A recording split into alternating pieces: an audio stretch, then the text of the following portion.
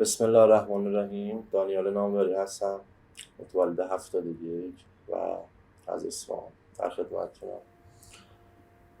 آقا شایان، اتفاقی که برام افتاد کلا زندگیمو به دو بخش تقسیم کرد که کلا شخصیتم از اون اتفاق کلا متحول شده یا آدم دیگه ای شده. نیاز میدونم که خودم و یه بیوگرافی و از اون اتفاقایی که برام افتاد که اصلا چی شد که این اتفاق افتاد بگم براتون، چون یه سری کدایی هست که خیلی ها شاید متوجه بشن حین اون تجربه که این چی بود، دلیلش چی میتونه باشه، حدس میتونن بزنن. ما با خانواده یه سفری رفته بودیم سمت آبشار بیشه و اون جریانات آب زیادی که اون رودخونه داره که سیل هم اومده بود، خیلی هم پر آب بود، شنا می‌کردن دیگه به هر حال و شناگر بودن. من یه اشتباهی کردم، یه کسی بهم میگفت که داخل این آب برو شنا کن. مخالفت کردم خانواده، اما زدم به آب، زدم و به وسط‌های رودخونه که رسیدم دیگه دست و پایی که میزدم حالتی شد که فقط رو آب وایسم. منو کشید پایین. وقتی کشید پایین منو، آب حالت گرد آبی بود و چاله عمیقی بود. اونجا کلا دیگه نوری من نمیدیدم، یعنی تاریک شد و تنها چیزی که به ذهنم رسید، یعنی تو وجودم تنها چیزی که اعتقاد داشتم بهش اونجا کمکم کرد و اونم اسم آقا ابوالفضل بود که گفتم یا ابوالفضل و دیدم پشت پام پر شد و دارم بدون اینکه دیگه دست و پا هم نمیزدم، خسته بودم، پشت زیر پام پر شد و آروم آروم اومدم بالا و به یه تنابی گیر کردم. این تنابه به خاطر سیل یه پلی بود که تخریب شده بود اما زیر بناش بود و به این گیر کردم، خودم رو گرفتم، سرم رو آوردم بالا، دیدم از آب اومد بیرون و دیگه کلا بدنم خوش شده بود. قواس اومد، غریق نجات اومد، خیلی ها اومدن که به سختی منو آوردن بیرون. این یه اتفاق بود و اتفاق بعدی خیلی تجربه بدیه برای خودم، اما موقع که ازدواج کرده بودم یه چند ماهی گذشت، به خاطر مشکلاتی که به هر حال داشتم شخصی، یه دنیا بریدم و یه چند تا ورق قرص گرفتم، قرصای دیاسپام، و داشتم شروع کردم که اینا در بیان، یک یکی خمه را باز کردم خوردم. این پوک و آشا من این جوای خود قرصا که مونده بوده ریختم رو زمین و میدونستم اگه مادرم مثلا خونه مادرم اینا رو ببینن نمیذارن یا میگن این چیه، سریع اینا رو ریختم رو زمین. تو اتاق رفتم در رو قفل کردم، خوابیدم و جوری شده بود که متوجه شده بودن من خودکشی کردم. درم قفل، با جیغ و داد از تو خیابون، چون کسی هم نبوده بود، مثلا بابام نبود، داداشام نبودن، خانومم نبود، افراد غریبه رو آورده بود مادرم تو خونه، در شکسته بودن، منو انتقال دادن بیمارستان و یه مثلا معجزه وار بود این که من بعد 3-4 روز شستشوی معده که برگشتم. و این هم یه اتفاق. تا حالا 2 تا اتفاقی از سر گذروندیم که یه جوری شانسی میتونست، خودم گفتم شانسی بوده این اتفاق، اما اتفاق بعدی توی یه درگیری که به وجود اومد، دست من کلا تاندومش این 3-4 تا انگشت برید و جوری بود که دستم دیگه برگشت و داداشم منو برد بیمارستان که بریم کسایی که میارنشون و حالا حادثه‌ای بوده، تصادفی چیزی کردن، اونا به زودتر بهشون میرسن. من همینجوری وایستاده بودم، رو پا خودم بودم، خون خیلی از دستم رفته بود و من حل نمیذاشتن. هرچی مثلا میگفتم بابا من حالم بده دیگه، دارم میافتم، حتی تختم رو نمیدادم. دیگه یه جوری شد که نشستم رو زمین، خیلی خون ازم رفته بود و بیحال بودم. داداشم فهمید رنگ رو شده مثل گچ، دیگه دارم میافتم. سریع به یه دکتری با داد و بیداد دکتر رو برد، تا دست منو دید گفت این باید بره اتاق عملی، باید عمل بشه و حالش هم خوب نید دیگه. من فقط یادمه رو تخت خوابیدم و موقعی که اینا را من، این اتفاق که دارم میگم این تجربه اولمه، این تجربه اولم من بعد تجربه دومم بودم 12 سال بعد یادم اومد. موقعی که من عمل کرده بودم به هوش اومده بودم تو ریکاوری بودم، من یه سری حرفا زشتی میزدم به دکتر، فحش میدادم، خیلی هم فکر کرده بودم خونه آدم مثلا از درد چیزیه، اما خودم یه حس بدی به اون دکتر داشتم. این حس بد نمیدونستم ناشی از چیه. حتی دستمو که پینی توش بود، من خودم این پین رو بعد یه مدت در بردم که بیمارستانه حتی نرم دکتر رو ببینم. بعد 12 سال بعد تجربه دومم یادم افتاد که من یه چشم، فقط یه چشم بودم توی فاصله 1 متر تا 2 متر بالای سر خودم و بدنم رو نمیدیدم، اصلا بدنم رو نمیدیدم، اما تمرکز و حواسم فقط رو شخصی بود که داشت دست به بدنم میزد. این دستم چون عملش میکرد فقط حواسم به دست خودم بود، حتی زیاد حواسم به که دور و برم نبود. و دیدم که چه آسیبی دیده و چه جایش آسیب دیده. بعد که دیدم اون شخص، اون دکتر با کسی که کنارش به کمکش میکرد داره کارا بعد انجام میده، یعنی از این کسایی بودن که مبتدی بودن، داشتن یه کار دیگه ای میکردن که تا داشت بیشتر بهم آسیب میزد. من وقتی فهمیدم که اینا اشتباه دارن کار انجام میدن ناراحت شدم و حواسم رفت به اون شخصی که داره این کارو داره میکنه، اون دکتر. دیدم که تو وجودش یه چیزهایی داره با خودش میگه و توی یه تایم مرخصی، حالا تایمی بوده که کاری داشته، شرایطش برای جور نبود، به زور اومده بود، خسته بود، نمیدونم هرچی بود نمیخواست، یعنی دل به کار نمیداد. و بعدی هم که اومده بود من به همچین کیسی بهش داده بودن، نگاه کرده بوده و خب مثلا یه بچه جوونی حالا دعوایی ان فلان ان اومدن دستش اینجوری شده، داشت تو دلش منو قضاوت میکرد که اصلا من برای چی بخوام بیام این کارو بکنم، امروز بخوام بیام و بیام مثلا اینا عمل کنم فلان. من اینا رو دیدم خیلی ناراحت شدم، خیلی اصلا حس تنفر گرفتم از اون آدم. همینجور که این فکر رو داشت میکرد، اون شخصی که هم کنارش کمک بهش میکرد فهمید که این داره یه کارایی یا انجام نمیده یا داره بد انجام میده، گفت که فلان جاشا اینجوری کنی اونجا رو. هم میدیدم یه تختی بود کلا آلومینیوم بود، چیزی بود فلزی بود، پر پنس و دست منم افتاده بود پر خون، خونم خیلی رفته بود اونجا پر خون بود. و بهش گفت که آقای دکتر چرا مثلا داری دل به کار نمیدی، چرا اینجوری داری کار میکنی؟ بعد گفت که حالا من باید بیام همینجوری به این لحنشه هیچ وقت یادم نمیره، باید بیام این تایم این موقع فلان جا بزنم از زندگی بزنم بیام یه آدمایی مثلا اراذل و باشو بخوام عمل کنم.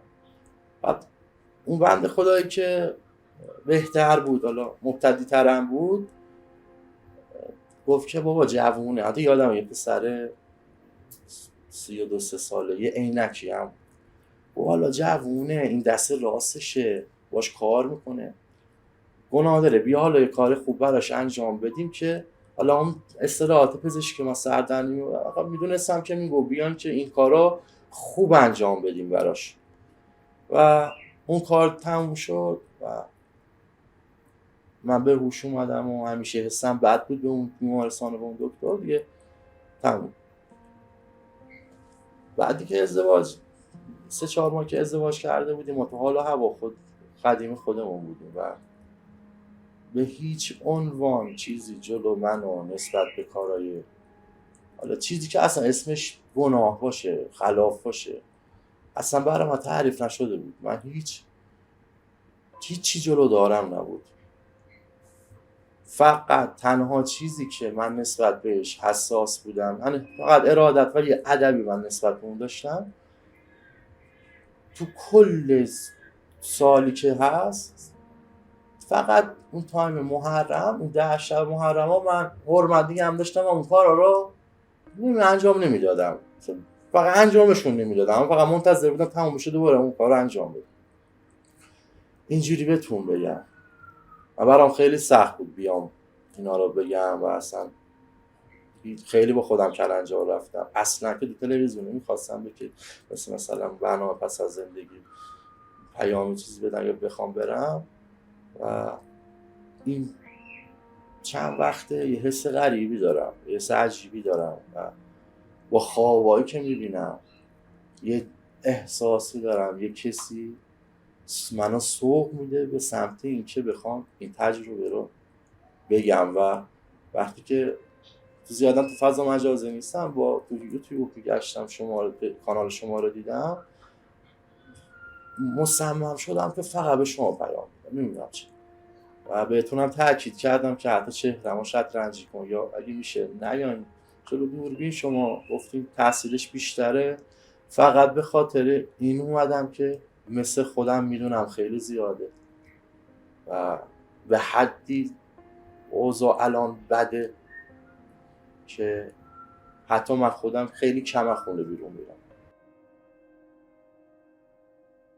اینم به خاطر اینه که به خاطر اون تجربه است و یه چیزی که برام آشکار شد، روشن شد حقیقتش، یعنی کسایی که حتی زنده بودن، مرده بودن، بهشون ارادت داشتم، خیلی قبولشون داشتم، میدونستم آدم خوبی هن. وقتی اون چهره برزخی اونا برام روشن شد، آشکار شد و دیگه نمیتونم ارتباط خوبی کلا نسبت به اطرافیانم حتی داشته باشم یا خیلی سخت و غریبه‌هارم که کلا یه حس فوق‌العاده بدی بعضیاشون البته باعث میشه بیشتر تنها باشم خودم. و این حسی که بهتون دارم میگم که خیلی چند وقت درگیرم که مثلا سمت این اومدم که این تجربه رو بگم، به خاطر یه سری خواب هم بود که میدیدم، یعنی اون تجربه باعث شد که من شخصیتم کلا تغییر کنه. خب و از یه جای دیگه هی دوست داشتم اون چیزی که دیدم و یه جوری به اطرافیانم ثمرشو انتقال بدم که نمیشد یا خیلی سخت یه جوری دیگه مثلا برخوردشون معکوس میشد و ناراحت میشدم، تلاشم بیهوده بود. سعی میکردم بیشتر با اون سفری که کردم و کربلایی که رفتم و اونجا اون اتفاقاتی که اونجا افتاد باعث شد من درگیر کنم بیشتر، هی به خاطر سفر کربلا آدما رو تشویق میکردم که یا دنبالم بیاد یا هزینه‌شون خودم داره. چند تا حالا 5-6 نفرم بردم، چون میدونم که اون سرزمین به خاطر قداستی که داره، به خاطر وجود مبارک آقای امام حسین، اصلا کسی که پا میذاره این راه رو میره چه دور چه نزدیک، به خاطر قداست و ارزشی که اون آقا داره، خداوند یه عنایتی بهشون میکنه، یه گوش چشمی، حالا یا گناهی که کردن بخشیده بشه یا کلا یه نگاه ویژه‌ای بهشون میشه. و اینکه من اصلا چرا رفتم کربلا، من میگم فقط از بچگی با آقای امام حسین ارادت داشتم، چون یادم مادرم میگفت که بچه بودیش تو روزه بود مثلا شیر خاره بودم تو روزه آقای امام حسین گریه میکرده، روزه گوش میداده، منم شیر میخوردم و نگاهش میفته چشم من، که همون لحظه میگه که من این بچه رو دوست دارم بیمه یا اول فرض کنم. و نمیدونم چرا همیشه نسبت به این خانواده ارادت داشتم، اما خب به کسی نمیتونستم بگم که، چون حتی سیستم افرادی که دنبال باشون بودم، سیستم زندگیم جوری بود که مورد تمسخر، یعنی اصلا چیزی به عنوان دین چیزا اصلا وجود نداشت، یه سیستم فوق العاده دارک و سیاهی بود. یعنی شما این من نمیخوام کلشو بگم که چه کارایی کردم چون خوبم نیست. فقط اگر قتل رو بذاریم کنار، هر کار دیگه ای که شما تو ذهنت بیاد من انجام میدادم. بیرو درواسی به هیچ عنوان خانواده من دستم راضی نبودم، مخصوصا خانومی که تازه اول زندگی با خودکشی و نمیدونم مسائل اینجوری روبرو شده بودم. حتی زنگ زدن که بهش میگفتم ازدواج نکن، مشکلی داره، مثلا آدم خوبی نیست، نه حتی بهشون گفته بود، اما پا من وایسا و من همه بیشتر به ایشون ذوق کردم. اصلا دستم راضی نبود، خودم اینا رو میدونم. همیشه هم گفتم حلالم کن، حالا اصرار به این دارم که حلالم کن. میگه زبونی میگه اوکی، اما قلبا مهمه، چون قلبا یکی بخشیدن اون طرف دیدم که ملاک اونه. یادم قبل محرم بود یه چند تا رفیق فوق العاده خودم بدتر توی یه محلی کلا جمع می‌شدیم و یکیشون خیلی منو تشویق کرد که بیا یه سفر همینجوری بریم کربلا، خوش میگذره فلان. گفتم من نمیام، اصلا دوست ندارم بیام. گفتم من فقط خدا رو قبول دارم. اینا رو ببین میگفتم به زبونم اما قلبا خب ارادت داشتم به میدم و دستگاه. دیگه اصرار کرد گفت اونجا خوبه، بیا تفریحی، حتی بیا بریم. دیگه من گفتم من که پول ندارم، اگه خودت پول از این آرا میدی باش. حالا من نمیدونستم که این اصلا خودش از منم و ازش بدتره و طبق تجربه که سال قبل داشته رفته، حالا یه پذیرایی بوده، یه جای خوابی بوده، اینا گفته بود که خوبه. و این سفری که منو برد حتی خودش میومد اون بالا به زور، من خواب بودم، منم میبرد برای پاسپورت، منم میبرد برای کارایی که بریم. آقا به هر حال ما رفتیم و عکسی که خانومم اون روز از مجره موقع رفتن یادمه که بودن یه 100 کیلو وزنم بود باشگاه میرفتم. تو این مسیر که ما رفتیم اول تا اونجایی که بخوایم برسیم به لب مرز کلا شوخی و خنده و اصلا هیچ قداستی، هیچ احترامی، این سیستم رفیقایی هم که با اون بودن اصلا. رفتیم فقط یه آدم خواب بودم، این بند خدا زد به من گفت که فلانی بیا پایین. رسیدیم کربلا، موقعی که پامو از اتوبوس گذاشتم پایین صاف به چند قدم اومدم گنبدا دیدم، همون موقع مثلا بی اراده سجده کردم و سجده هم یعنی شوکه تونستم به هر حال ببینم اونجا را. دیگه آرزون بود، خیلی میخواستم برم نمیشد، یعنی خیلی که قلباً دوست داشتم برم اما شرایطش نبود و نمیشد.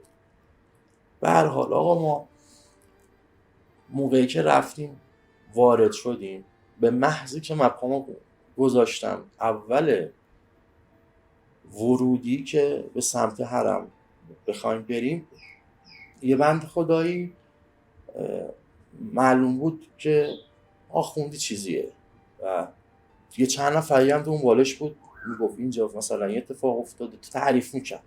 و ما هم که شخصی رفته بودیم و دور افتاده بودم، من از رفیقم رفتم تو بازار، من دوست داشتم برم زیارت کنم. آقا ما اول یکم صبر کردیم ببینیم چی داره میگه. گفت که آره اینجا سمت تله زینبیه رو اشاره کرد، گفت اینجا اینجوری شده کلا بین اون حرم اینا. من خیلی گوش برام جالب بودم. خب حالا اومدیم چیه، چه اتفاقی افتاده، چه جوریه، کسی هم که به اون نگفت و بلدم نبودم. و در اومد گفت که به کسا هم کاروانیاش میگفت اینجا قدم میذاریم تو این خاک با صلوات راه بریم، با وضو راه بریم و حواستون باشه به کاراتون، اینجا مقدسه، زمینش مقدسه خیلی.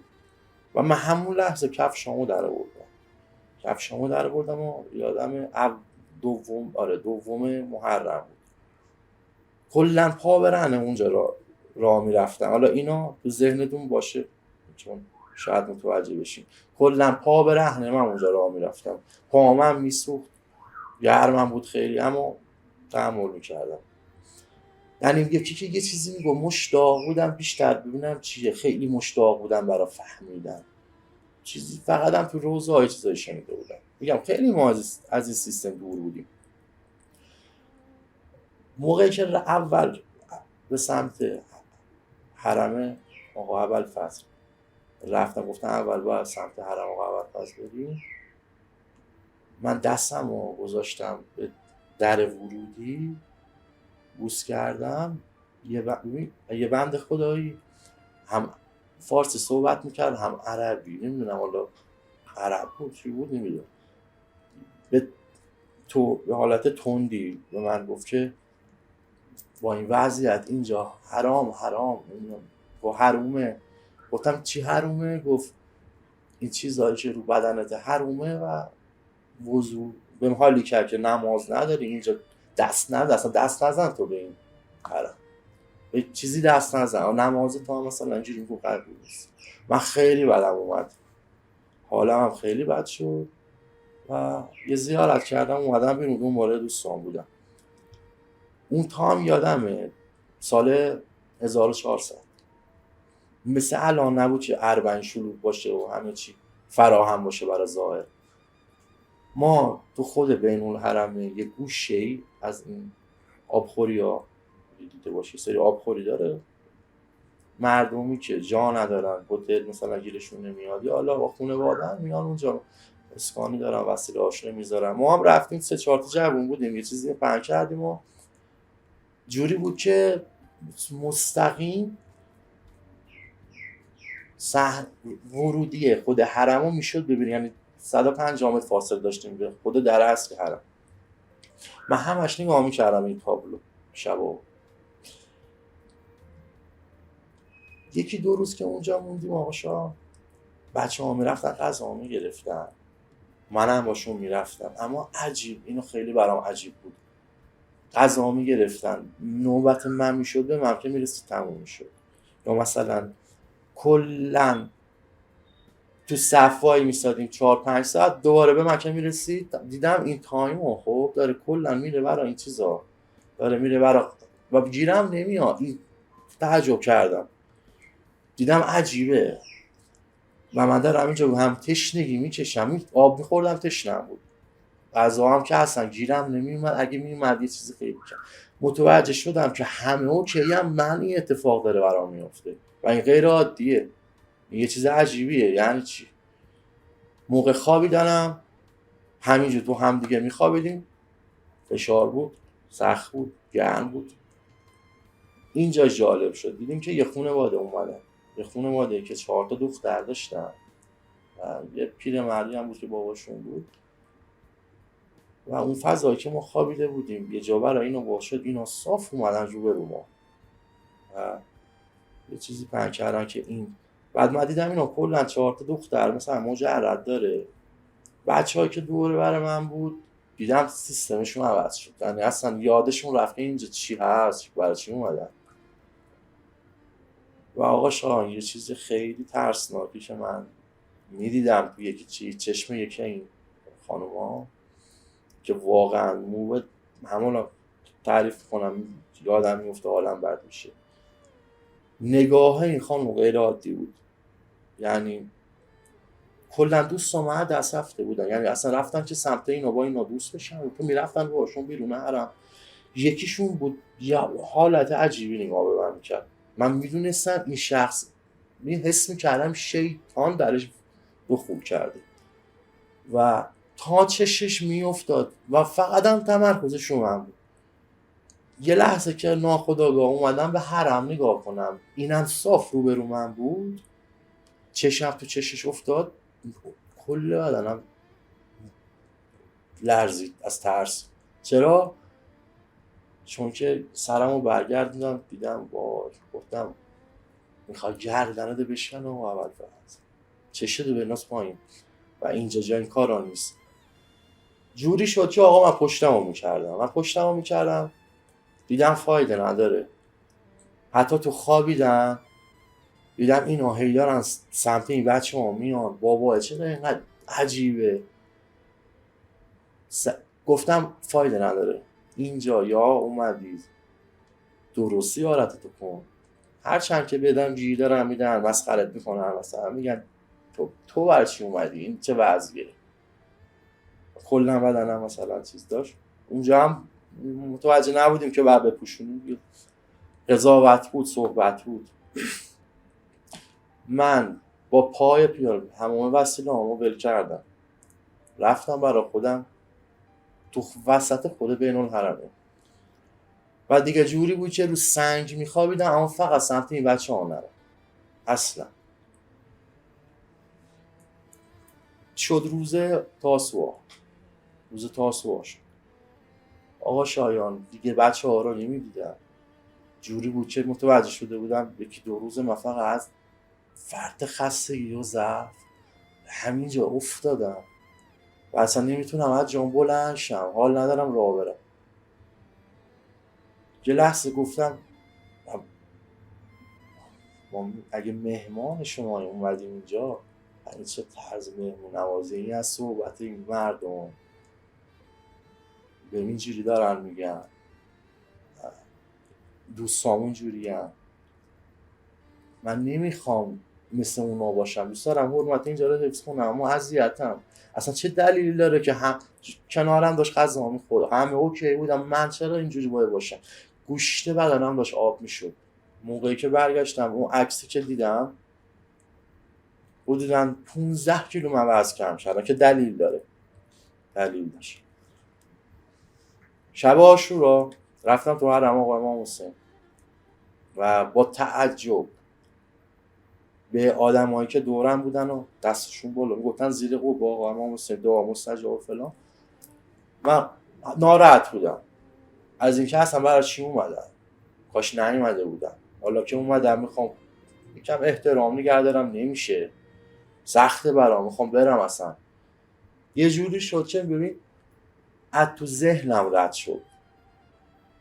میگم من تو زندگی من فقط میگفتم خدا و ارادتی که من حتی یه رکعت نمازم نخونده بودم. دیدم دعا دارم میکنم، گوشم هم تیز میبینم چی دارن میگن اینا. هر کی یه چیزی میخواست، میگفت خونه، میگفت بچه، میگفت مریض.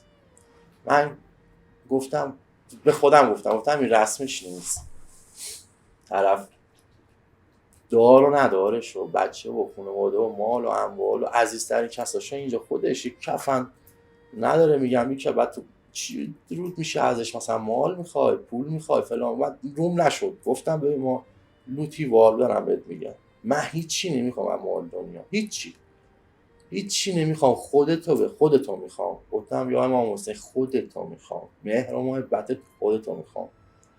و یکم آروم شدم، یه چیزی تو ذهنم رد شد. یه لحظه پیش خودم گفتم خب انسانیم دیگه، گفتم نکنه هر چیزی که گفتن و شنیدیم دروغه، نکنه میگن اون دنیا و فلان و بیسار جهنم و بهش، نکنه همه این چیزا مثلا واقعیت نداره، با مرگ تموم میشه. یه لحظه از تو دلم رد شد، گفتم که یا امام حسین اگر واقعا اون دنیایی وجود داره، منم که خودم میدونم جام کجاست، اینجا هم که من اصلا رو نمیشه از چیزی بخوام از دنیا. یه جای اگر بود یادت باشه که من اینو ازت خواستم، نجات بده ما رو. آقا ما از اون سفر برگشتم، حتی تنها هم برگشتم و حتی اون رفیقام هم ول کردم رفتم. اومدم بعد که اومدم دیدم خیلی خانواده اومدم استقبال، چقدر مثلا خوشحال شدن همه که من کربلا رفتیم و فلان. تو در و همسایه پیچیده بود که مثلا این بنده خدا رفته کربلا. خب به خانمم گفته بودن که شوهر کربلا رفته، گفته باره. بعد که من اومدم اینا منو دیده بودن، بعد یکیشون سوالی میکنه از خانمم، میگه که حالا من میدونم که طبق همون قضاوتایی که میکردن، گفتن حالا این کربلا رفته فلان، نمازم میخونه، مثلا دینداریش چجوریه؟ گفته بود که اونم گفته بود نه نماز نمیخونه، اصلا نمازی نمیخونه، فقط رفته اونجا اومد. و خیلی هم راحت این صحبت رو کرد و اومد به من انتقال رو براحت و این برای من خیلی سنگین تموم شد. برای من گفت که فلانی میگه تو کربلا رفتش نماز میخونه، گفتم بشین نمیخونه.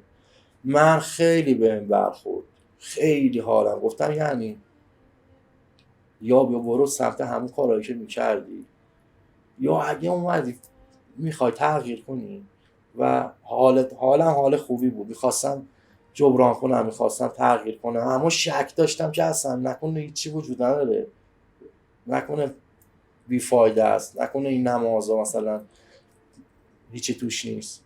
میگم من هیچی از دین حالیم نبود، فقط میگفتم یه خدایی هست و ارادت قلبی که مادر زاده یا تو وجود من بود بدم اون دستگاه آقای امام حسین.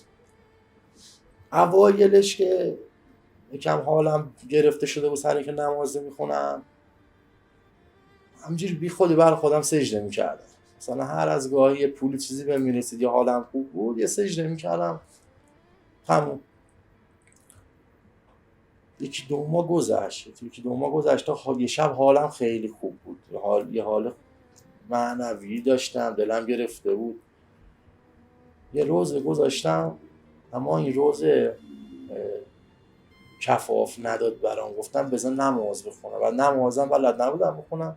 حتی اینترنت نمیدونم اصلا درستم خوندم یا نه، یه دور که نماز خوندم کی بود، ساعت نماز صبح بود. نمازو که خوندم تا تموم شد دوباره اومد همون تو ذهنم که تو 2-3 ماه پیش رفته کربلا، این شیطان خودم میدونم که در گوشم داشت این حالا تو ذهن من میذاشت، گفت که تو کربلا رفتی دیدی از امام حسین خواستی، دیدی هیچی نبود، خودتو برشی مسخره کردی، دولا و راست میشی. اینا تو ذهن من میومد و این فکر تو ذهنم بود و گفتم دیدی رفتی، هیچی هم نه حاجتی نه چیزی خاصی، هیچی هم نشونت ندادم، هیچی هم نیست، برو بگی بخواد دیگه هم فردا این کارو نکن. نمازدم آقا شان، من اومدم دراز کشیدم تو جام و همین چشمامو بستم، صورتم هم صاف به سقف جید به رو کمر خوابیده بودم. یه لحظه دیدم یه نوری بالا سرمه، یه نوری، فکر کردم خانومم مثلا بلند شده رفت آشپزخونه چیزی نصف شب داره آب میخوره، یه چیزی رو شم کرده. توجهم جلب شد. وقتی نگاه کردم بالا سرم دیدم یه تونلیه که یه چیزی توش داره میگرده، مثل دایره توش داره میچرخه و هرچی بهش توجه میکردم این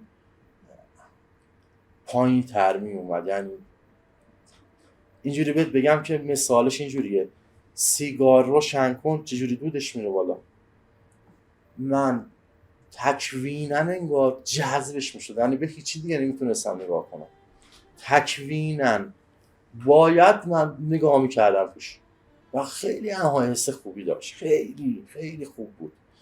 یه موجودی بود توش میچرخید یادمه، اما معلوم نبود چیه، یه چیزی تو این که رشته بود، براق مثل کریستال نور داشت، خیلی خوشگل بود اما مکنده بود، انگار میتونست یه چیزایی داخل خودش بکشه. من فقط محو زیبایی شدم، همینجوری که محو زیبایی شدم نگاه کردم که پاها داره میاد بالا، پاهم انگشتا پاهم اینجوری اومد بالا و کشیده شدم داخلش، من داخل خودش کشید و یادمه فقط حواسم به این بدنه، به این فضای داخلش بود، چون خیلی خوب بود. میدونستم یه چیزی تو این تونل هست که من نمیتونم ببینم چیه و این منو کشیده تو خودش. یه لحظه دیدم تمام بدنم از سرعتی که اون تونل داشت به یه جایی منو میبرد داره تکون میخوره. دیدی مثلا دستتو میگیری حتی پنجره با ماشین میلرزه لباسه، این حس داشتم، میدونستم داره به یه سرعت فوق العاده زیاده منو به خودش داره میکشه. و یان خودم تو یه لحظه یه چشم به هم زدم، خودم وسط یه باغی بسیار زیبا که این باغ منو محو خودش کرد. یعنی من اصلا چشمام ضعیفه تو دنیا، همه چی ها شاید دور رو خیلی ماهات ببینن، شبا اصلا رانندگی نمی‌کنم.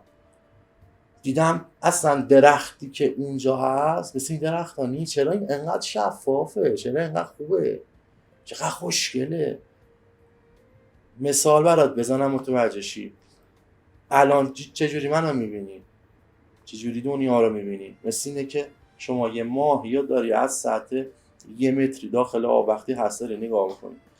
اگه بیاریش بیرون که وضوحش بیشتره، بهتره، اما داخل آب که هست یه مات. این دنیا الان مثال بزنم نسبت به اونجا اینجوریه، دنیای ماته، یه ورق، مثل یه شیشه مشجر که اینو داری نگاه میکنی، واقعی نیست نسبت به اونجا.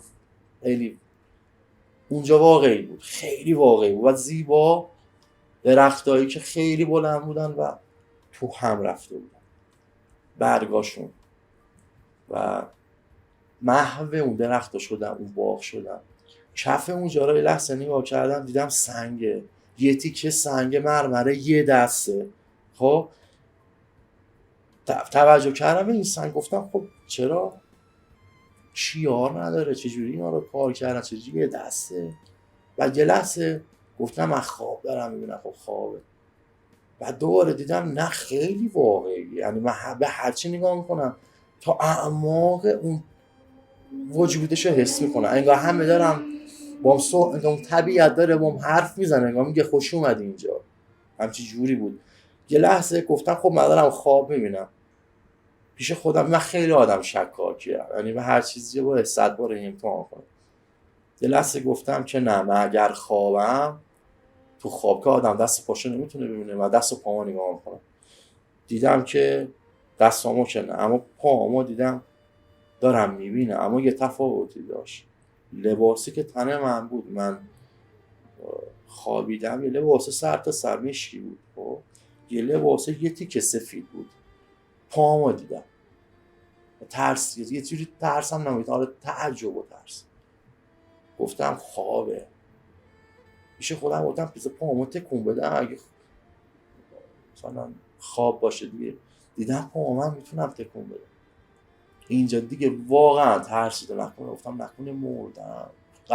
بازم نمیدونستم، نمیفهمیدم که این غیر طبیعیه، فقط میدونستم واقعیه. یکم شروع کردم به حرکت کردم. یه عمارتی بود اون تو اون باغ که نزدیک که شدم، فوق‌العاده این عمارت ساده بود، ساده اما زیبا، خیلی خوشگل. وارد اومدم بشم، 3-4 تا آقا را دیدم. این آقایون مثل بسیجا، لباس سفید، یقه بسته، مثلا موهاشون اینجوری کج، ریش تحریش.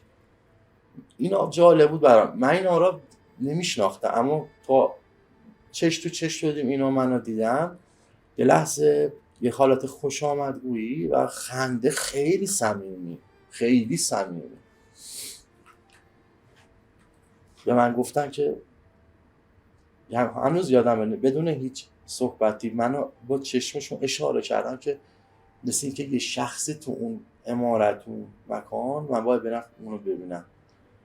نزدیک تر شدم به اون فضا، مرکز اون عمارته، دیدم یه 2-3 تا خانوم اومدن و من هیچ کلامی رد و بدل نمیشه. تمام اینا مفهوم بود، مثل تلپاتی. به من حالی کرد که نیا جلو، داخل نیا. و تا به من اینجوری گفتن دیدم یه خانومی داره میاد، یه خانومی که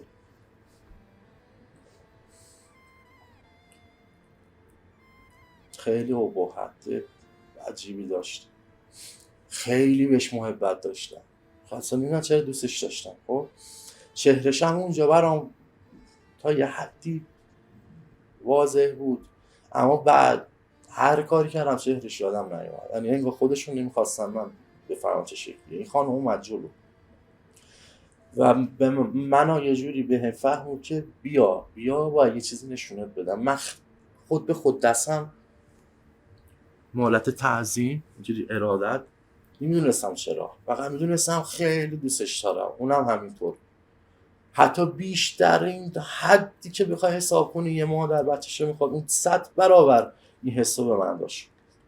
و از اینکه اونا به من گفتن نیا، مثل که ناراحت شده باشه، خودش اومد پیش بازم و به من یه علامتی داد که بیاد اون بالا. من تا اون همون لحظه هم متوجه نبودم جریان چیه، اما میدونستم که این خانم قد بلند، چهارشونه، با صلابت، مثل اینکه روبروی یه اقیانوسی که در حال طوفان وایسادی، اینقدر نسبت بهش حقیری، اینقدر نسبت بهش اون جو حاکمه، ابهتی که داره. خیلی اون آدم در عین اینکه ابهت داشت، مهربون، دوست داشتنی و منو میشناخت. خیلی هم نسبت به من مثل که منو یه جزئی خیلی دوستم داشت، میفهمیدم احساسشو. بهم گفت که بیا دنبالش، که حرکت کردم. همون لحظه میدونستم که این فضایی که داخلشم مردم و این مرگه، اما چرا اینقدر دوست داشتنیه. دوست داشتنی که فقط کنار اون خانم دوست داشتنی بود و یه قوت قلبی برام بود خیلی. از اینجا به بعدش اگه یکم زبونم گرفت یا نتونستم یه چیزی بگم، چون فضا برام سنگینه، یادم که میفته دستام یخ میکنه، حالم بد میشه. منو همراه کرد با خودش که پشت سر من بیاد و اون خانم که میخوام آخر کار بگم کی بود، که خودم آخر فهمیدم کیه. میدونستم یکی از اهل بیته، اما من نمیدونستم کدومشون. احاطه کامل بر اون فضا، یعنی انگار تو مشتش بود، سلطان بود، صاحب اون مکان بود، هر چی که بود. و با قدم‌هایی که ور می‌داشت من پشت سرش بودم، سیر می‌کرد. میفهمیدم که به پایین کشیده شدیم، یعنی اون باغ به اون خوبی، به اون فضا، به اون خوشگلی عوض شد و دیدم به سمت پایین داره میره. نه دیگه تونلی بود، نه چیزی بود، فقط پشت سرش به جایی هم توجه نمی‌کردم، میدونستم دارم سیر میکنم. رسیدیم به یک باره به یه فضایی که فوق‌العاده گرم بود و تاریکی که تو عمرم ندیدم، هیچ تاریکی یا مثل اون ندیدم. اون فضای تاریک جنسش زنده بود، یعنی اون تاریکی انگار یه انرژی خیلی منفی داشت. چجوری بگم، اون تاریکی فضا نبود، از رنگ نبود، از گناه بود. میدونستم خیلی این فضا سنگینه که من اومدم داخلش و این خانم همچنان جلو بود و من متوجه نبودم این تاریکی چیه. فقط میدیدم که داره میره و این رفتن خیلی طولانیه. اگه خودم میدونستم این فضا چیزی نیست که بشه رفت، اینو با یکی ببردت و این رفتنم رفتن عادی نیست. به یه دره‌ای بود که حالت خاک کدر، یه خاک خیلی کدری داشت و رسیدیم اونجا. من همچنان به خودم توجه میکردم، به پاهم توجه میکردم تا رسیدیم به اون فضایی که دره طور بود و خاکی بود. دیدم حرارت خیلی زیاده، این فضا خیلی خیلی این فضا حرارتش زیاده، مثل این که یه کوهی از آتش و ماده مذاب جلوت باشه، این حرارتشو فقط داری حس میکنی. حرکت که کردم دیدم این خانم برگشت رو به من و به اون فضا که رسیدیم به من گفت نیا. خودش چند قدمی رفت. یه دروازه‌ای بود، تو همون یه دروازه‌ای بود که یه موجوداتی شبیه به آدم.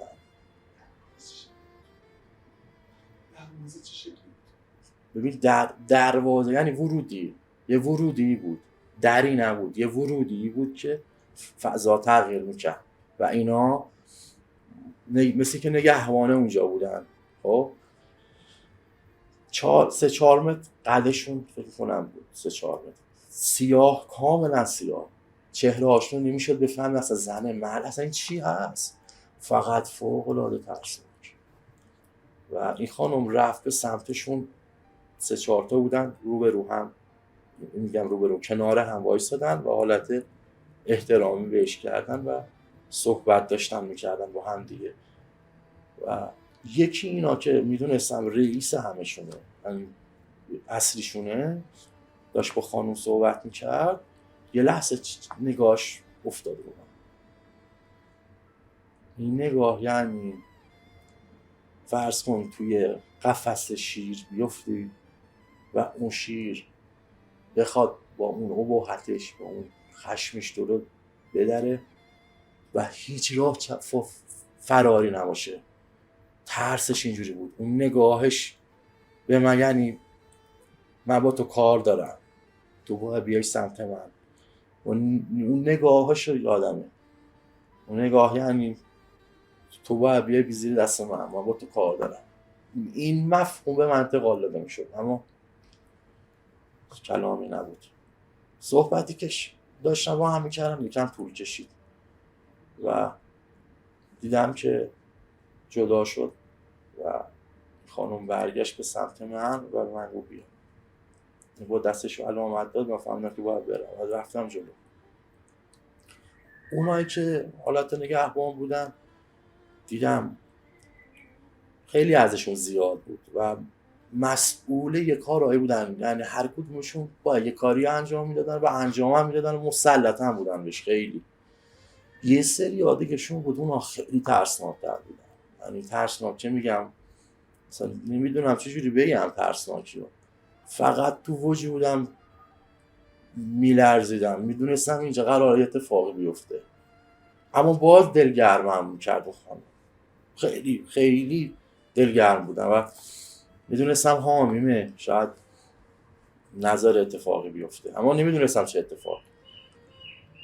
چند نفرشون بودن، کم جلوتر رفتیم آقا شایان، اینا یه حیوانایی مثل سگ، بین سگ و بین شتر، بین نمیدونم چه حیوانی بهت بگم، فقط 4 پا بود، زنجیرهای کلفتی تو گردنشون بود و اینا رو گرفته بود. زنجیرهایی که تو گردنشون بود و اینا میخواستن به یه سمتی برن و اینا مهارشون میکردن. یه سری عادی حرکت میکردن، کسایی دیگه‌شون این حیونا رو دستشون بود و میخواستن به یه جایی اینا رو ببرن. رنگشون سیاه بین سیاه و قهوه‌ای مثلا سوخته اینجوری، اما نمیفهمیدی چی هم. فوق العاده درنده، یعنی اصلا شبیهش تو دنیا نیست. باز هم اون فضا حرکت که کردیم انگار داشتیم در اعماق اون تاریکی ورود میکردیم. حرارت زیاد شد، خیلی زیاد شده بود، اما حرارتش دیگه داشت میسوزوند. وقتی حس کردم داره حالم بد میشه یا این گرما داره اذیتم میکنه، نگاه کردم پاهم داره میسوزه، پاهم داره از اون خاک میسوزه. بعد اینو که حس کردم سریع مثل این که انگار اون خانم فهمید و برگشت، یه نگاه کرد و نگاه به پاهم کرد، یه نگاه به من کرد، دیگه پاهم نسوخت، مثل این که امر کرد که نسوزه، به یه دلیلی هم داشت که نسوزه. اونجا به بعدش خیلی جای بدی بود.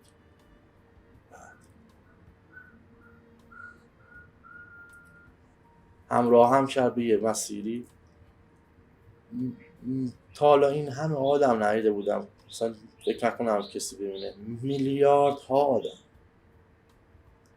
هیچکی با هیچکی صحبت نمی‌کرد، همه محزون، همه تو خودشون گرفتار، ناراحت و توی صف. یعنی حرکتشون، نوع چیدمانشون جوری بود که به یه سمتی اینا دارن میرن.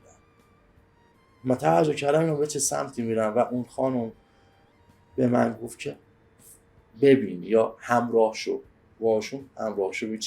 چیه؟ انتهاش چیه؟ یعنی اول اون صف چیه؟ چون پشتش میلیارد آدم.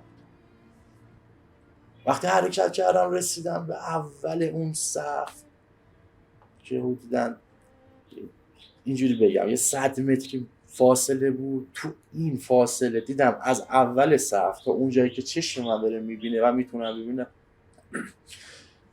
آشنا، فامیل، دوست، کسایی که تجربه اینه نموردن، همشون زنده بودن. خب همشون بودن، از جمله خانواده درجه یک خودم، خانواده پدریم، اینا توی این صف بودن. اما نمیدونستم اونجا چیه، این صف چی، اینا برای چی وایسادن تو این صف. یکم جلوتر که رفتم مثل که هی این خانم یه جوری این فضا رو با اجازه خودش برا من روشن می‌کرد. دیدم یه دیگه سنگیه که این شاید دیده باشین، یه مخزن‌های بزرگ که قدیم آب توش بود، سنگی، اما خیلی بزرگ، خیلی. و دوباره از همین نگهبان سیاه‌پوش دور تا دورش وایساده بودن، پر بودن. و متوجه شدم اون جایی که این صف هست، اون دیگ اون داره توش یه آبی میجوشه، قل قل قل، انگار زیرش یه چیزی رو شماشه و میجوشه، آب جوش بخار داشت. و اینا که میرفتن سمت این فضا، یکی یه دونه ظرفی بود قشنگ میدادن اول دستشون میسوخت، میدیدم دستشون میسوزه اما نگه می‌داشتن و وجود اینا سرشار از تشنگی و گشنگی، وحشتناک، مثل که تو آدم یه هفته غذا آب نخوره، چجوری ولع داری به اینکه برسی. همین ولعا داشتن در عین حال محزون و ناراحت. این ظرفا رو دستشون میدادن،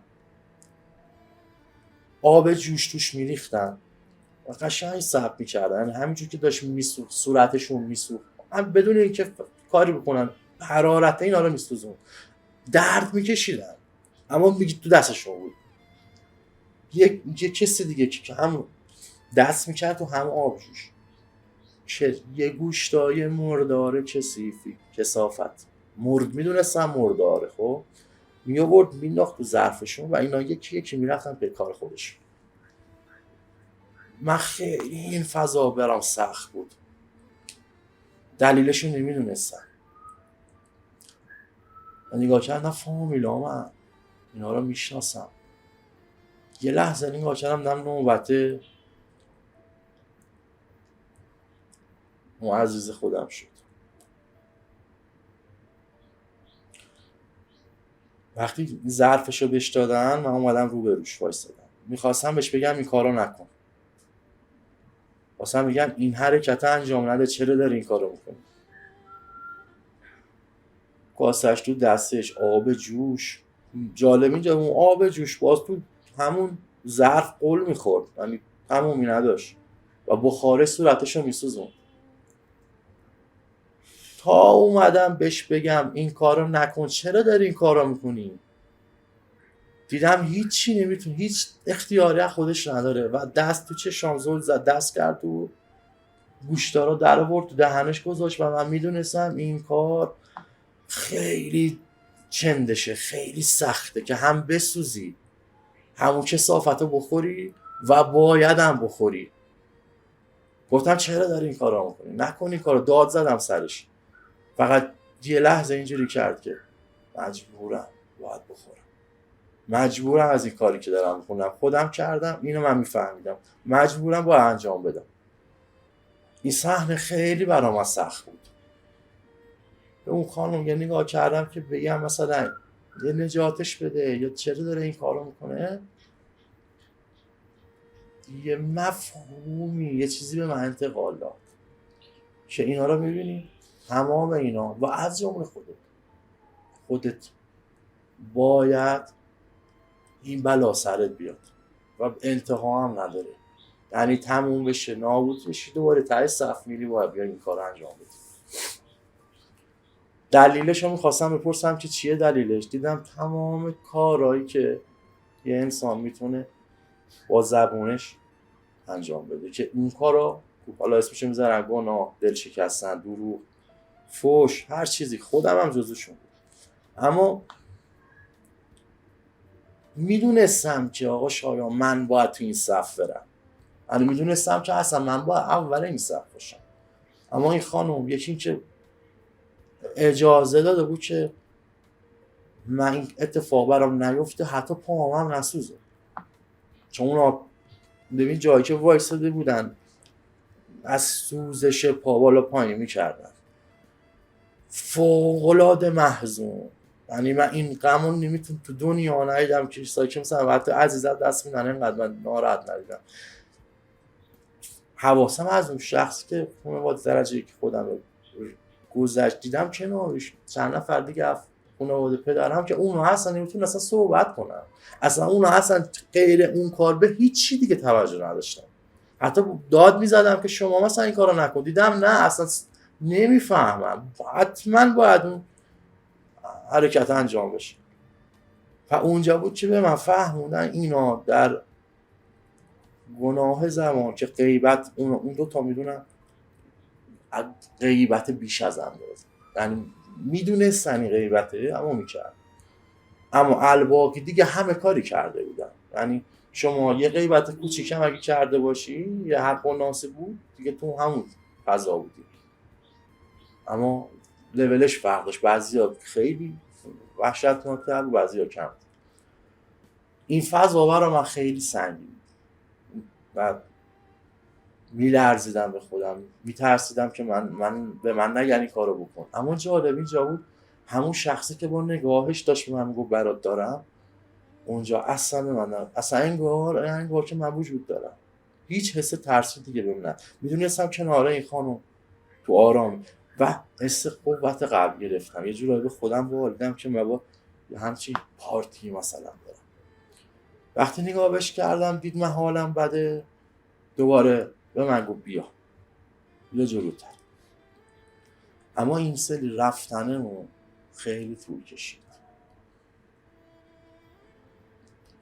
به زمان دنیوی مثلا نمیتونم بگم چقدر، مثلا زمانش فقط میدونم در اعماق تاریکی و درکات داریم میریم و اگر این شخص با من نبود من از اونجا بیرون اومدنم ممکن نبود.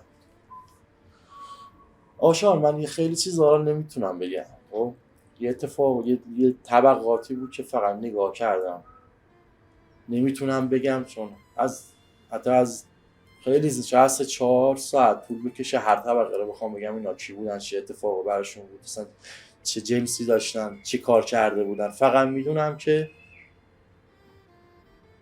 یه جایی بود که مال خود ابلیس، فضایی که جایگاه اون بود. اون فضا نسبت به کسایی که بالاتر بودن خیلی بد بود، اما من فهمیدم که پایین تر از این شیطان و ابا انصاری که باشه انسانایی هستن که تازه پایینن. وای من اونا ندیده بودم، فقط میتونستم که از این بدتر هم هست. اینجا دیگه ترسیدم، اصلا رفتنم به این مکان یعنی نابود، مثل که تو رو بندازن توی چاه بهت بگن نگاه کن دور و برتون هیچی نمیشه، میدونی نمیای بالا ازش. همینجور بود. من فهمیدم که دیگه این فضایی که دیگه کارم تمومه، اصلا منو دارم میبرم اونجا بذارم.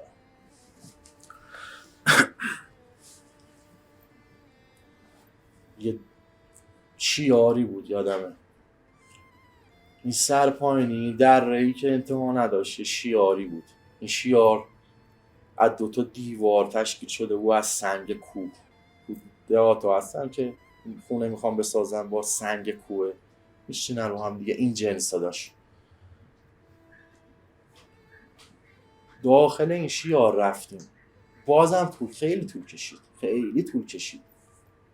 طول کشیدنش نه این که اون خانم قدرتش رو نداره برسه، نه، میخواست من لایه به لایه اون فضا رو درک کنم، تمامش رو بفهمم چیه و کی هستم. ببینین من چیزی که خودم تو زندگی بهش دچار بودم این بود که نسبت به خدا فقط میدونستم یه خدایی هست. حالا اینکه بخوام عبادتشو کنم، بخوام دستوراتی که داده رو انجام بدم، هیچ. میدونستم فلان چیز گناهه، میکردم، خوبم میکردم و به چه دیدی؟ گفتم جوونم، عشق و حال، همین عشق و حال باید بکنیم دیگه، همینه دیگه. میدونستم دارم بدترین کارو میکنم، اما گفتم بابا همینه، بعدم میمیری، مرگ و فنا. میدونستم هم کسایی که دنبالم تو این راه بودنم همین فکر داشتن، عشق و حال کن، دنیا 2 روزه و از لحظات لذت ببر. همین صحبته که شاید شنیده باش خودتم، تو لحظه زندگی کن، خوش باش فلان. ما هم دیگه نگاه کن دنده عقب نداشتیم، هیچی. یعنی من حتی تو خود ما رمزونم برام هیچ قداستی نداشت.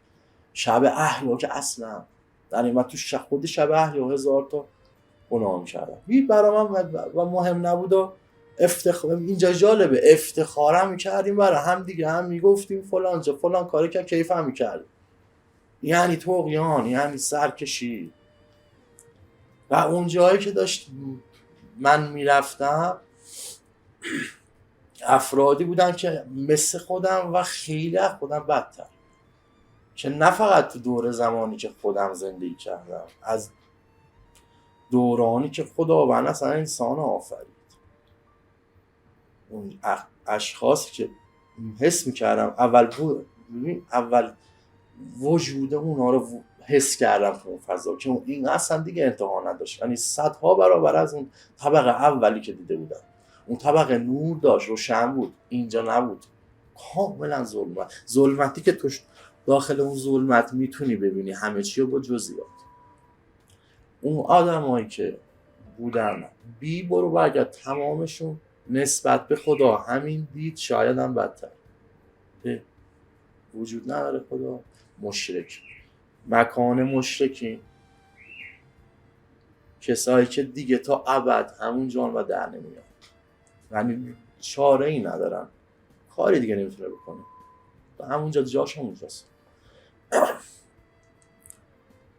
از وسط اون جمعیت یه راهی بود که این خانم منو میبرد و داشتیم به دوباره اول اون صف، اولی جایی که اینا همون اتفاق که با به سرشون میومد یا انتظارشون، میدونم چه اولی داشت. رسیدیم به اولش، بین 2 تا دیواره بلند که پشت سرم انواع و اقسام آدم ها با هر دینی، یعنی بیدین، یارو مال دوران مثلا حضرت ابراهیم، اینجوری همه را میفهمیدم، میدونستم اینا کفارن، مشرکین و کفار. و دوباره به اول اون صف که رسیدم، چند نفری که اون جلو بودن و من میتونستم اینا رو ببینم، وجود اینا چش تو چش شدم با اینا مثل اینه که یه فلشی که پر از اطلاعاته از وجود یه انسان، از هر چی خوب و بدش، میزنن داخل یه لپتاپ، چجوری همیشه انتقال میدن توی یه ثانیه، چش تو چش شدن با این. یعنی من متوجه میشدم تمام کثافت وجود اون شخص و یه چیزی خیلی عذابی. اینا عذاب نمیکشیدن مثل باقی تو آتش باشن، آتیش به سوزونتشون یا بلا سرشون، نه، اینا خودشون جهنم بودن، اینا خودشون تک به تک جهنم بودن. یعنی که یکی بخواد پیش اینا بره یعنی جهنم رفته.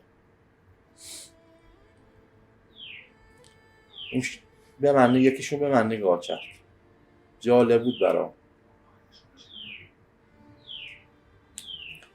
اون شخصی که به من نگاه کرد و فهمیدم این سر صف تا انتها نشون میده از تاریخ، یعنی کسایی که هنوز زندن یا مردن. اول صف مال زمان حالا نشون داد، اونایی که عقب‌تر بودن مال قدیم، که یکیشون هم بود که نمیتونم بگم کیه چون میدونم داستان میشه، چون به شخصی تاریخیه که دوران حضرت علی و حضرت رسول زندگی میکرد.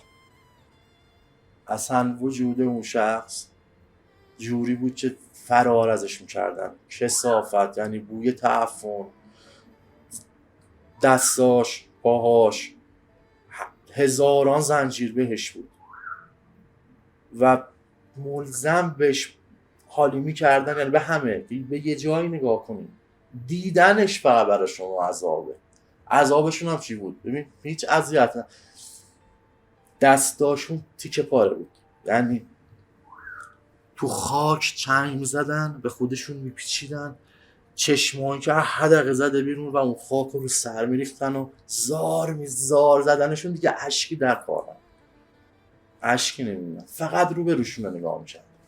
من به اینا که نگاه کردم و اونا فهمیدم من یکی از اونا، اینا به هم دیگه توهین میکردن، به منم داشت توهین میکرد، منم از اون بدم میومد، یعنی قشنگ همه میفهمیدن کی چه جوریه، هم بدشون میاد، از اون یکی خیلی هم بیشتر بدشون میاد.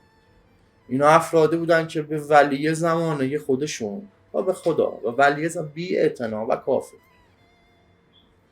اصلا انگار که کسی اومده پیامبری بوده چیزی گفته دنبال تو، و این نشون میداد این گناه شر، این خدا ناباوری باعث تمام این اتفاق هست. اینی که تو از یه نیروی برتر ترسی نداشته باشی، برات هیچی مهم نباشه، بگی تمومه، با مرگ تموم، بذار هر کار دلم خواهد. وقتی بهش نگاه کردم و دیدم چه جور آدمیه و میدونم هم چیه، جوری منو خورد کرد، جوری به من توهین کرد که من اشکم مثل آب میریخت، مثل شلنگ آب میریخت رو زمین.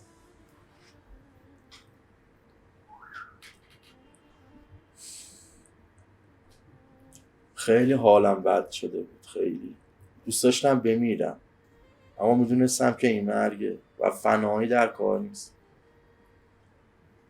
چشم پایین بود، اشکمو میدیدم که میریزه، خاک فرمی داشتن همه رو سر خودشون میریختن، منم اومدم این کارو بکنم.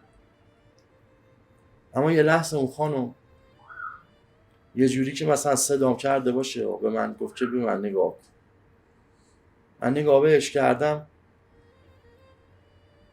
گفت میدونی اینا دارن چه جایی رو نگاه میکنن؟ اینا کلام نبود، فقط مفهوم بود. گفت جایی که دارن نگاه میکنن نگاه کن.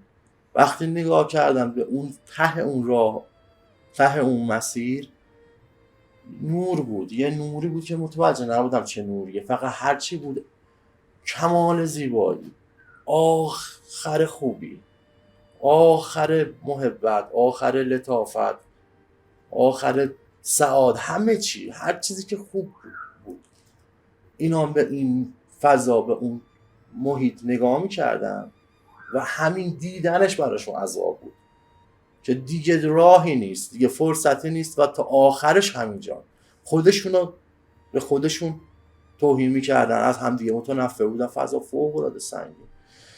مگریه و زاری که داشتم میکردم، اون خانم به من گفت نگاه کن، اصلا نمیتونستم نگاه کنم، از بس هجوم بهم بود، چون منم خیلی شبیهشون بودم، اشتراک داشتیم، یعنی میخواستم بگم تو هم فلانی، اون میگه با تو مثلا بدتری، اینا همش انتقال داده بود، مفهوم بود. دیدم نه، اینجا دیگه نمیشه بخوای بهونه بیاری برای کسی، تو شبیه اینایی، خود همینایی، وایس با همینا اینجا، و باید نگاه کنی به اون اتفاق، به اون نور نگاه کردم. یعنی قبلش حالت زجه و زاری که خودم داشتم، ببین عذاب اصلا نمیشدم، اصلا فقط داشتم چیکار میکردم؟ میدیدم، حتی پاهم نمیسوخت، بدنم نمیسوخت. وقتی اون خانم دید که من حالم بده، دیدم اونم حالش بد شد، یعنی اونم حالت گریه گرفت و حالت سراسیمه‌ای. فقط به من گفت نگاه کن به اون دور، نگاه کن. به چی نگاه میکنم؟ چشمو انداختم،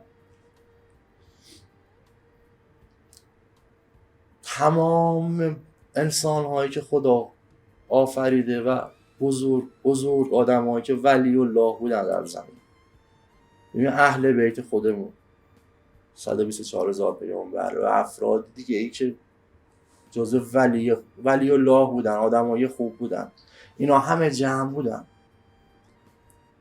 در یه فضای فوق العاده زیبا که نور سبز، این نور سبز از یک مکانی بود که هر چی دقت می‌کردم مثل اینکه با تلسکوپ با یه دوربین بخوای یه چیزی ریز چی روش ببینی چیه، توجه می‌کردی همون برات برد می‌شد. نگاه کردم نه این فضای سبز، این نور سبز، این پاکی، این عظمت از یه مکانیه. این مکان یه کاخ سبزیه، یه کاخی رنگ سبز، خیلی خوشگل. و دیدن این فضاها، دیدن این افراد، دیدن خوشیشون برای اونا عذاب بود، اینا جهنمشون دیدن همونا بود که فوق العاده وصل نشدن. من نگاه کردم یا آقایی واسه یه شخصی مرکز این فضا بود که تمام اینا که میدونستم اولیای خدا دورش جمع بودن، دوستش داشتم.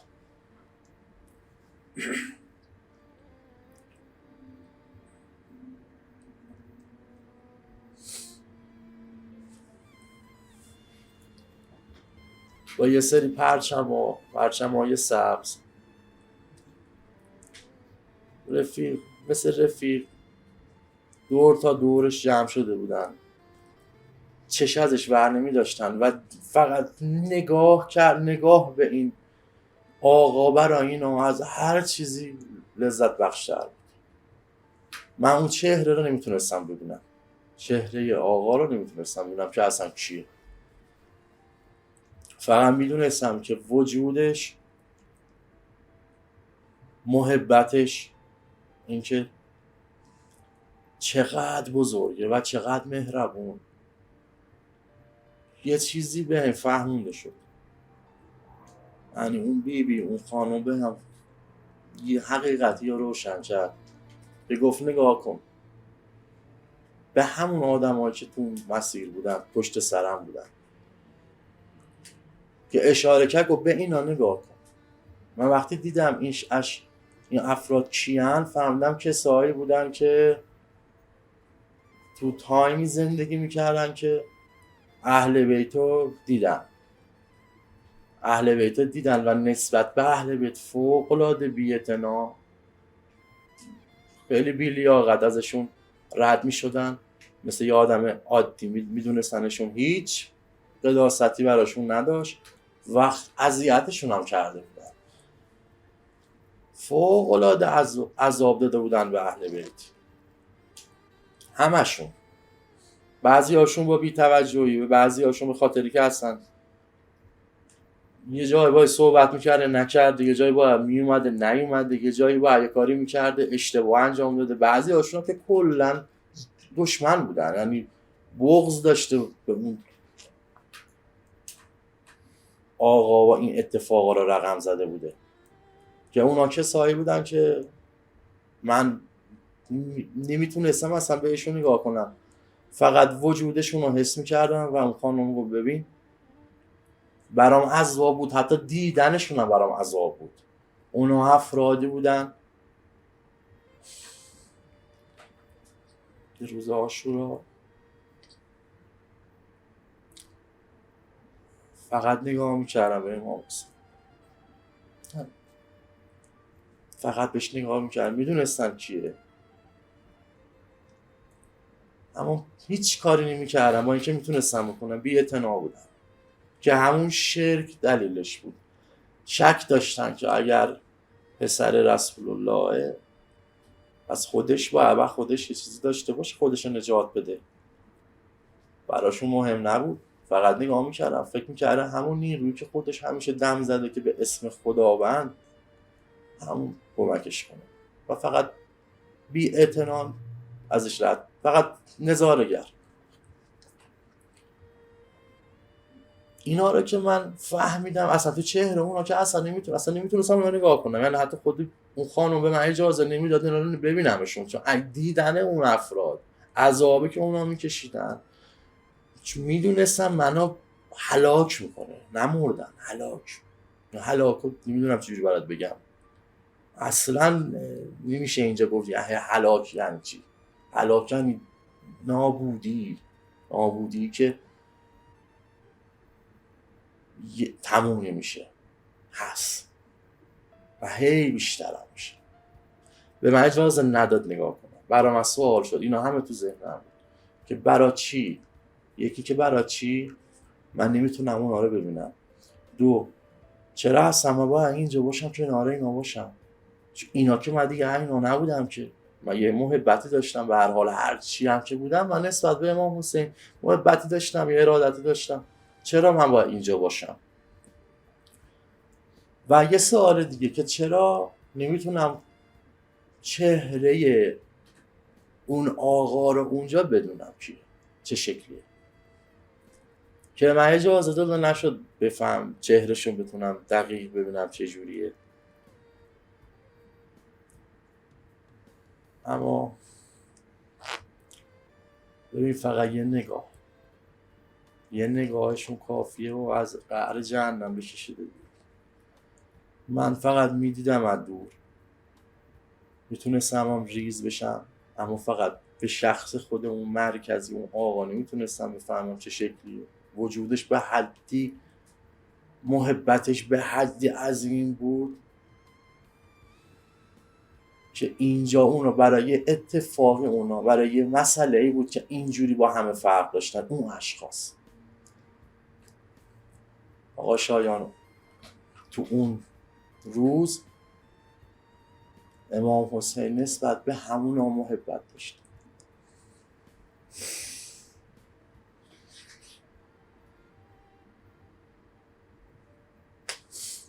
محبت داشته بود و اونا میدونستن که این داره محبت میکنه، تو فضایی نیست، تو حالتی نیست که بخواد برای کسی دل بسوزونه، این باید به فکر خودش و زن بچه‌ش، اما برای اونا هم دلش میسوزه، به اونا هم محبت داشت و اینا فهمیده بودن این واقعیت رو. عذابشون همین بود، از کاری که کردن، بعضن کارهایی که نکردن و بی‌اعتنا بودن.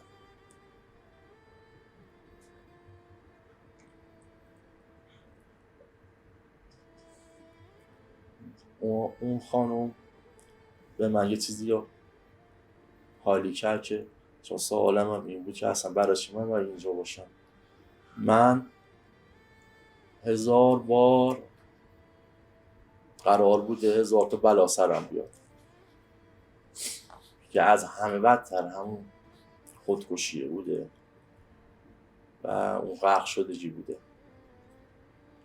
فقط به خاطر محبتی که داشتم نسبت بهشون. بچگی ها مثلا هیئت میرفتم، به خاطر ادب کردن 10 روز گناه نکردن منو نذاشتن هلاک شم، چون من متوجه شدم این حالی کردن که تو حالا باید تموم میشد کاره، اما نشده.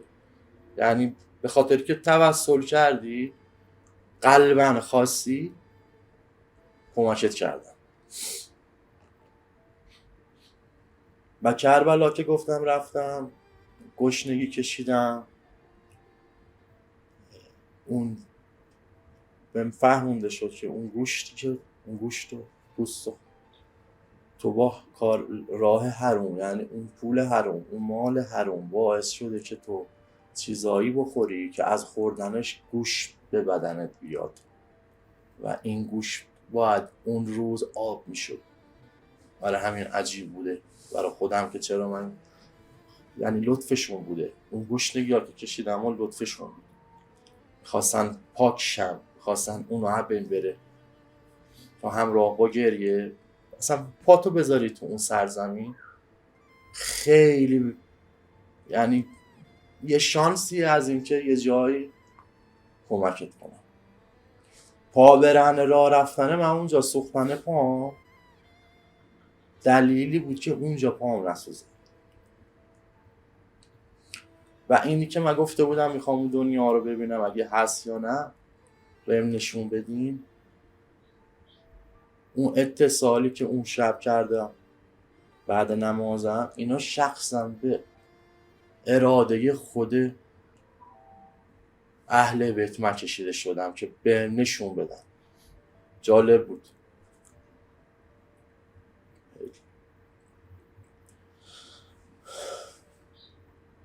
آقا شایان، همینجور که درگیر خودم بودم خیلی چیزا برام داشت روشن میشد، خیلی اتفاقا، خیلی از معنویت ها. ببین یه چشمم به اون فضا، به اون نور، یه چشمم به اینا، بین دو راهی که خب حالا تهش تکلیف چیه؟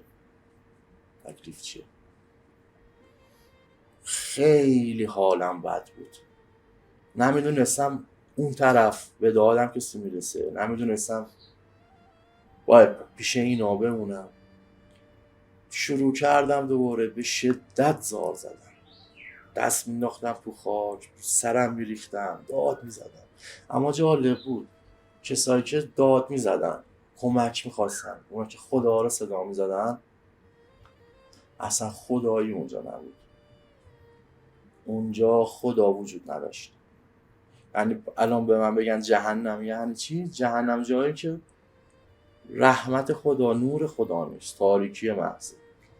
من داد میزدم، گفتم نجاتم بدین خدا. یا جوری تو عذاب بودم که هی اون خانم میخواست نظر منو جلب کنه به یه سمتی که اینا رو ببینم، اونا رو. من به خاطر وجود سیاه خودم حتما باید با اونا همراه میشدم و این طرف قش کردنه بیشتر بود. جوری که دیگه با تمام وجودم گفتم خدا کمکم. از این زجری که من زدم، از این فشاری که به می اومد، دیدم اون خانم خیلی حالش بد شد. یعنی دوست نداشت منم اونجوری ببینه و یه چیزی گفت. سرم حتی داد زد مثل صدای بلند، به من نگاه کن و یه چیزی رو صدا بکن، یه صدا، این چیزی که من میگم و بگو. من بس تو حال و فشار و عذاب خود فضا بودم که نمیتونستم متمرکز شم. یه لحظه مثل اینه که همه چی یادم رفته بود. اصلا امام حسین، اهل بیت کی بودن، چی هم. اون درد به حدی بود که هر چیزی از ذهنت پاک میشه. یادم آورد، گفت که اینا یه چیزی دارن که اینا هیچی ندارن که اینجوریه اوضاعشون، اما تو یه چیزی رو داری، تو امام حسین رو داری.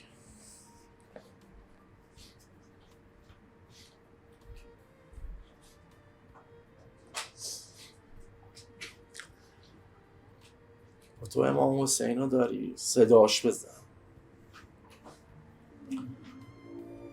با تمام وجودم گفتم یا امام حسین. میدونستم که اون ته اون فضا، اون نور، اون چیزی که دیدم امام حسین بود و این خانم حضرت زینبه. وقتی با تمام وجودم گفتم یا امام حسین نجاتم بده، ببین فقط آقا امام حسین یه حرکت سر، مثل اینی که داشت با اونا صحبت میشه. من داشتم این فضا رو از دور مثلا میدیدم، از خیلی دور. این صدا بلا فاصله مثل که منتظرم باشه، منتظر سریع یه نگاهی فقط، که این یه نگاه معمولی نبود، این یه نگاه نور بود، یه نوری که کل اون فضا رو گرفت. این نگاه امام حسین نور، اما فقط برای من بود، یعنی برای اونا کل اون فضا که درگیرش بودم برام خوب شد، آروم شدم، آرامش گرفتم. و اون نور دیدم حالت چرخشی که داره بالا سرم هم میچرخ. همون تونلی بود که گفتم سفید بود، این نور سبز بود و خلاف اون که تونل سفید بود، این از اون زیباتر که محوش شده بوده. نگاهی که کردم بالا سرم داره تشکیل میشه، مثل اینی که دوباره همون حالت کشش. من میدونستم که یه چیزی این وسط باید بفهمم، یه چیزی رو نفهمیدم باید سوال کنم، یعنی یه تایمی رو به اختصاص دادم که یه چیزی رو به حالی کنم. آقا شهادت، آقا امام حسین به من بگن که برزخ، جهنم، بهشت، تمام اینا صاحبش امام حسین، تسلط کامل حتی رو جهنم. یعنی یه نیم نگاهش کافیه که یه آدم مشرک رو برگردونه. و وقتی اون بی بهش نگاه کردم، دید حالم خوب شد، خندید، مثل این که دیدی چه جوری بود و اگر اون تایم تو از دست رفته بودی، مرده بودی، جاد اینجا بود دیگه، کاری نمیشد برات بکنی، تموم بود. و فرصتی بهت دادن، یکی این که عمر بیشتری کنی و تو اوج کثافت و تاریکی صدام زدن به سمت این که برم سمت کربلا و اونجا اون وجود مقدس، اون اتفاقایی، اون خاک بهونه‌ای باشه ورود من که کاری نکرده، مثل اینکه من یه قطره خودمو وصل کنم به یه دریا، پا بذارم به یه دریا و من یک قطره رو با یه اقیانوس دیگه حسابم کنم. دیگه برام روشن کرد که هست، خوبم هست و باید برم. قشنگ دست مبارکشو بالا آورد که تو میتونی بری. و این میتونی بری که گفت مثل اینه که اجازه‌ای به اون نور داد که منو با خودش ببره. آشا اون نور وقتی منو در خود کشید، اون تونل نور منو خودش کشید، به حدی سرعتش زیاد بود، به حدی طولانی بود که فقط اینو بهت بگم، من موقعی که به بدنم نزدیک شدم و داخل بدنم شدم، به حدی محکم تو بدنم خورده بودم که دست و پاهم افشار خورده بود به در، مثلا به همسرم کنارم که بیدارش کرده بود و بدم درد میکرد. این تجربه من خیلی هاشو برای خونه بودم به اینجا زیاد نگفتم، حتی خیلی چیز دارم باز نگفتم. فقط اینو بهت بگم که مسیر زندگی من از قبل اون سفر و بعدش کلا یه چیز متفاوته، یه شخصیت دیگه. تمام کسایی که بهشون ظلم کرده بودن، هر نظری، مالی، آبرویی، تا همین الان سعی کردم خیلی هاشو جبران کنم. خیلی از پولایی که از خیلی ها گرفتم مالی بوده که تلف شده و الان دیگه اصلا نمیشه جبرانش کرد. خیلی ها رو سعی کردم بدم حق و ناسمون، به نماز خوندنم بیشتر اهمیت دادم. الان جوریه که دیگه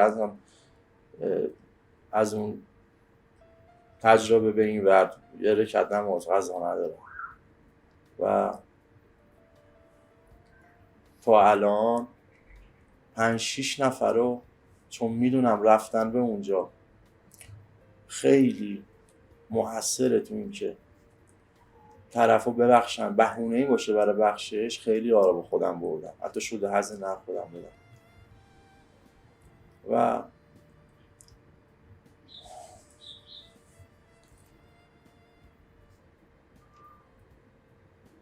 اونجایی که پارون خاکی که میذاشتم و به احترام کفشامو در آورده بودم میگفتم قدم و حضرت زینبه.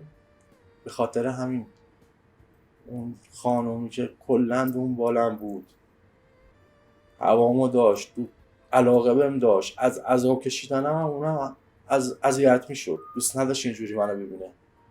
من بعد تجربه فهمیدم که ایشون حضرت زینب. بعد این تجربه که 1400 کربلا رفتم، چیزایی که دیدم، تحولاتی که داشتم، یکی ثمرش این بود که اصلا یه جور دیوانه واری اصلا شما کسایی که دور من هستن، فامیل، خانواده، بپرسین خودشون میگن اصلا یه جنون عجیبی نسبت به امام حسین و اهل بیت کلا دارم.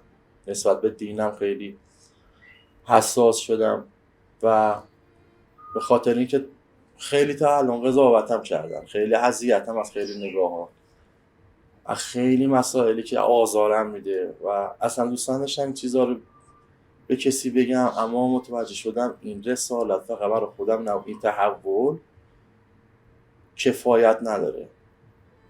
یعنی جوری نبوده که فقط برای خودم اینو یه چیزی باشه به خودم حالی کرده باشن و فقط مختص به خود. نه، جدیدن خوابایی که دیدم و احساساتی که دارم به هم گفته شد که این باید گفته بشه و خیلی اتفاقی با این کانال آشنا شدم و یه چند روزی نگاه کردم و متوجه شدم یکی که تو تلویزیون پخش نمیشه، کسایی هم که داخلشن به این چیزا اعتقاد دارن که میان دنبال میکنن. گفتم که بهتره که اینجا بگم بهتونم، گفتم چهرم میخوام پیدا نباشه، اما خب بعد خودتون گفتی که بذار کارا تموم کنیم، اثر بخشی بهتری داشته باشه. و یه مورد دیگه آقا شایان، ببین این تجربه به من یه حسی داده، یه حسی مثل حس شیشم که این حس خیلی عظیمه، من میفهمم جوریه که من نمیتونم زیاد بیرون از خونه دووم بیارم، یعنی فضای بیرون، آدما، بازار تو قلبم سنگینه میکنه، فشار بهم میاد، میفهمم همون ببین اون حس رو تجربه میکنم، حس اون آدمایی که اونجا به انتقال داده شده میبینم تو واقعیه و برای همین سعی میکنم زیاد جایی نرم، بیرون نرم، حتی یه جوری باشه کارم و یه کاری باشه که حتی تو خونه حتی کار کنم، نخوام برم بیرون. و عجیبتر از این چند وقت جدیدن موقعی که نماز میخونم و یه بالکنی داریم، یعنی یه فضای بازی طبقه 4 و 5 هستیم، نگاه به آسمون میکنم، میدونم که این مسیر دوست دارم نگاه کنم به آسمون. جدیدن یه سری نور، مثل نور که من اول فکر می‌کردم یا شهاب سنگه یا موشک چیزی دارم میزنم، بعد دیدم جنگ تموم شده، اتفاقی نیست و اینا چیه من میبینم. چرا مثلا میگفتم به خانومم بیا میومد، اون گفت من چیزی نمیبینم، اما من میدیدمشون یه چیزی مثل یه لامپ 200 خب به نورش اندازه که تو آسمون مثل شهاب سنگ اینجوری حرکت میکنن و زیادم بودن، یعنی تو یه تایمی از ساعت 1 نصف شب تا قبل اذان صبح اینا ترددشون زیاد بود. من فکر میکردم خب به هر حال پهباد نمیدونم این چیزاست. یکم توجه کردم دیدم نه، بهشون که نگاه میکنی اون مثلا بالا سر من رد میشه، وقتی صاف نگاه میکنی بهش غیب میشه. اینجا بود شک کردم، رفتم یه چند وقتی بالا پشت بود همونجا نماز میخوندم و موقع که نماز میخوندم یه سری سر و صدا حس میکردم و یه ترسی که اصلا دلیلش نمیدونستم چیه، یه ترسی اسم وهم منو میگرفت.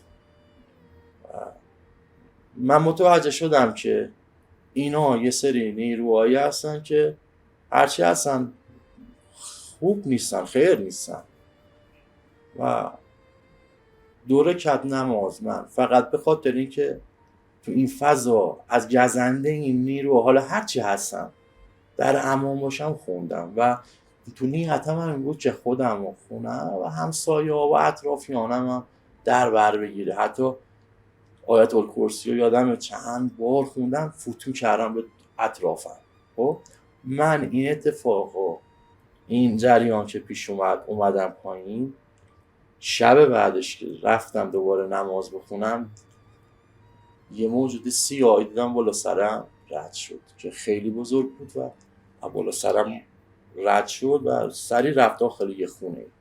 من هی خودم رو بول زدم بگم خب پرنده بوده، فلان بوده، بسار بوده. دیدم نه آخه پرنده اینقدر بزرگ نداریم، چرا دیگه اون نور سفیدا نیستن، چرا مشکی‌ان؟ این چی بود اصلا؟ جدیدم من این نیروها رو وجودشون رو حس میکنم. جایی که اینا زیاد باشن رو حس میکنم و خونم جالب اینه که تو ارتفاعست، یعنی سمت کوه و خودمونم تازه طبقه 4. تردد اینا من فهمیدم که تو این ارتفاع، یعنی جای دیگه نیست، تو این سطح تردد دارم و هر کسی هم اینا رو نمیبینه. خیلی خودم رو گول زدم که بگم چیزی نی، کم تحقیق کردم دیدم که آره انگار که شیاطین بعضی هاشون حتی بال دارن و میتونن حرکت سریع داشته باشن و بعضا فقط به این نیست که بگیم خب زشت باشن، نه نور دارن، شاید هم قشنگ به نظر بیاد اون نوره. خیلی ها رو گول زده همین نورانی بودنشون. و یه قرآنی زدم بالا سر در خونم، یه تابلویی، از موقع که اینو زدم خیلی بهتر شده فضا خونه. و جالبه تا اینو زدم با همسایه هایی که تا 3-4 سال هیچ اتفاق و برخوردی حتی نداشتم، ما درگیر شدیم و حرفشون این بود که من از اینجا برم و از اینجا برم. من خودم فهمیدم که به خاطر وجود ایناست و خیلی هم الان فعالیتشون زیاده و قدرتشون زیاده حس میکنم، جوری که اصلا بیرون که میرم حالم بد میشه. پیداز جامعه درگیره این همین موجودات شدید دیگه. به هر حال ببخشید اگه یه جای احساساتی شدم یا نتونستم یه چیزی رو خوب بیان کنم برسونم دیگه، شرمندم، ببخشید.